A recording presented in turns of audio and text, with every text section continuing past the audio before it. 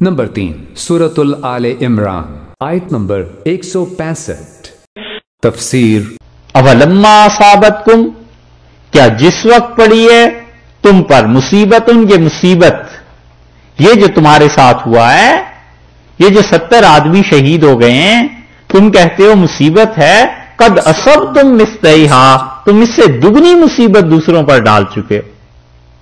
70 مار دیے تھے بدر میں، 70 ان کے قیدی بھی بنا لیے تھے، تو اب گھبراتے کیوں ہو؟ جو مصیبت تم جسے سمجھ رہے ہو جو تمہیں پیش آئی ہے تکلیف، یہ تکلیف اس سے دگنی تم کسی قوم کو پہنچا چکے ہو۔ کل تم نے کہا، اب صحابہ رضی اللہ عنہ کی طرف مخاطب ہوئے ہیں اور کہتے ہیں کل تم انا ھذا، تم نے کہا یہ کیسے ہو گیا ہے، یہ کہاں سے آ گئی ہے؟ ہم اللہ کی عبادت کرنے والے رسول اللہ صلی اللہ علیہ وسلم موجود ہیں، ہم نے کوئی ایسی بات نہیں کی ہے، اسلام پہ ہوتے ہوئے ساری چیزوں پہ ہوتے ہوئے یہ مصیبت کہاں سے آ گئی ہے؟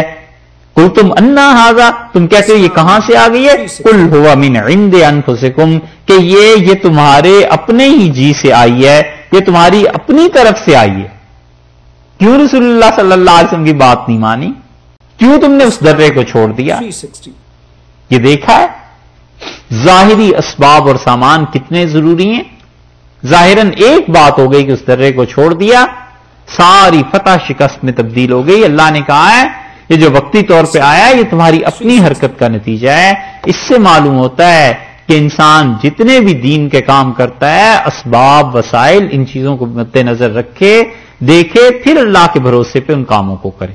اسباب اور وسائل کو اختیار نہ کرنا اور چاہنا کہ نتائج مل جائیں، یہ اللہ جانے کیا ہے۔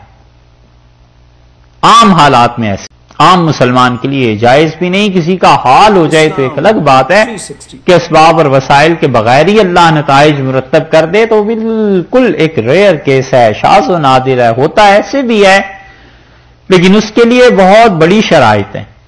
عام مسلمان کے لیے یہی ہے کہ اسباب وسائل سب چیزوں پر غور کر کے پھر اس کے بعد کرے۔ امام احمد ابن حنبل رحمۃ اللہ علیہ کے پاس ایک آدمی آیا اور امام احمد نے پوچھا اس سے کہ کہاں سفر کا ارادہ ہے؟ اس کا حج پہ جا رہا ہوں آپ کے ساتھ۔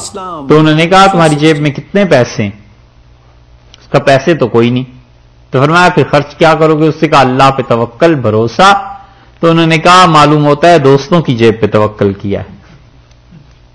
امام غزالی رحمۃ اللہ علیہ نے توکل کے باب میں یہ ساری چیزیں لکھی ہیں، تو اس لیے آدمی اسباب اور وسائل کو بھی دیکھے کہ وہ کس حد تک ہیں اور میں اس میں کتنا کام کر سکتا ہوں۔ اللہ نے فرمایا من عند انفسکم، یہ تو تمہارے اپنے جی سے آئی ہے۔ ان اللہ علی کل شیء قدیر، اور اللہ تعالیٰ یقیناً ہر چیز پر قدرت رکھتا ہے، بغیر اسباب اور وسائل کے بھی یہ سب کچھ ہو سکتا ہے۔